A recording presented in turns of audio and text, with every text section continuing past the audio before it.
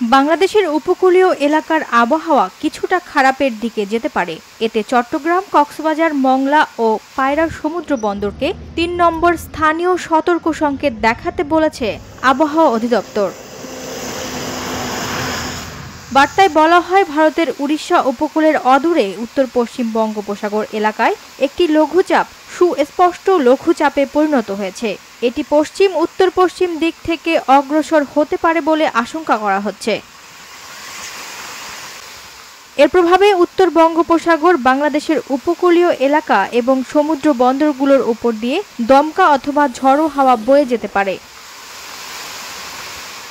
এ অবস্থায় উত্তর বঙ্গোপসাগরে অবস্থানরত সব মাছ ধরার নৌকা ও ট্রলারকে পরবর্তী নির্দেশ না দেওয়া পর্যন্ত উপকূলের কাছাকাছি এসে সাবধানে চলাচলের নির্দেশ দিয়েছে আবহাওয়া অধিদপ্তর। ওয়াহিদা প্রান্তি, স্বদেশ প্রতিদিন।